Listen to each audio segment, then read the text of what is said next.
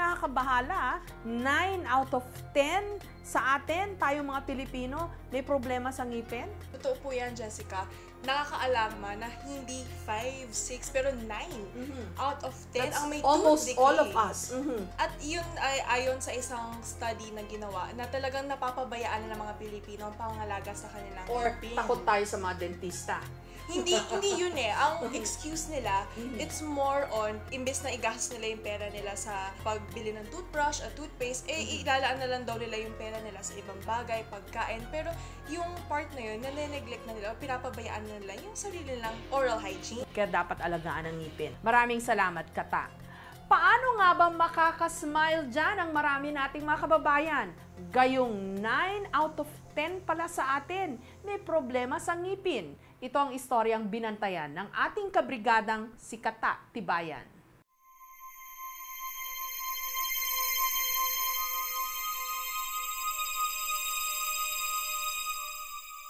Sa isang maliit na komunidad sa Upper Smoky Mountain sa Maynila, may tilang epidemyang bumibiktima sa mga residente. Turo mo sa akin bahay mo, ha? Sa unang bahay ng aking narating, nakilala ko ang pamilya ni Aling Agnes. Hello po! Ay! Dami nyo pala, ha? Ang gaganda ng ngiti ninyo. Kompleto pa ba? Halos 20 raw silang naninirahan sa kanyang mumunting bahay. Lahat tila nahawa sa nakasusulasok na problema sa bunganga, ang pagkakaroon ng bulok na mga ngipin. Ikaw, patingin. Doon lang sa dulo may butas. Patingin. Ito, maganda pa. Pagandahan ng ngiti. Pag umuuga na siya, hinihila namin ng sinuli. Yan po ang aming pinakamula. Masakit! Yun, ano nilalagay ninyo? Amumugasin. Pag makiramdam pero pinapasakan ko yung mga butas ng sili. Hindi ba mas masakit yun? Sadyang di raw nila nakasanayan ang regular na pagsisipilyo. Araw-araw po ba kayo nakapagsipilyo?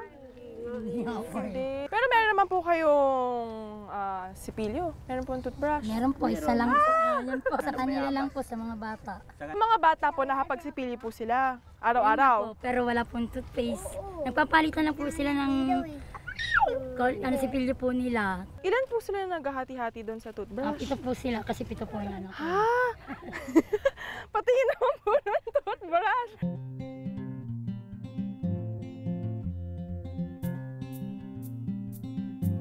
Ito. Matagal-tagal na rin po to, no? Opo. Ito yung sipilyo nila. Pito sila naghahati-hati dito. Pakita mo nga sa amin paano mo ginagawa. Ikaw muna, tapos bibigay. Dapat maglalagay ko, tapos bibigay ko naman. Tapos, pagkatapos sa kanya, hindi naman kayo nag-aagawan sa sipilyo. 7 katao raw ang naghahati sa isang sipilyo na ito. Ang kanila nagsisilbing toothpaste naman daw, asin.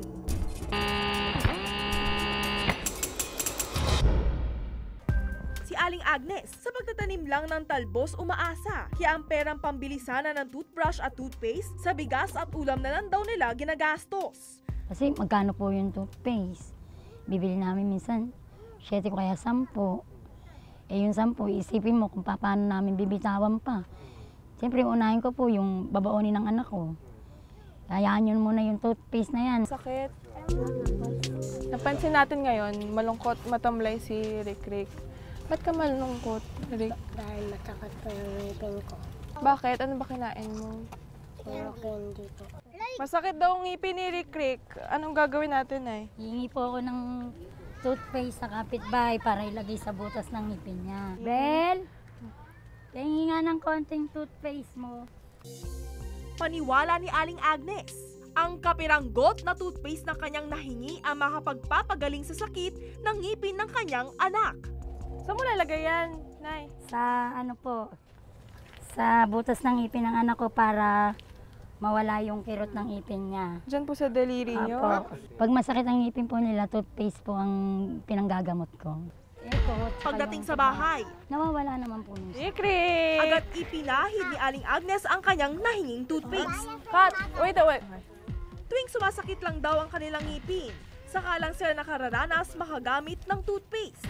Ray, ka na pakiramdam na nilagyan ka ng toothpaste? Masakit pa rin po. Masakit.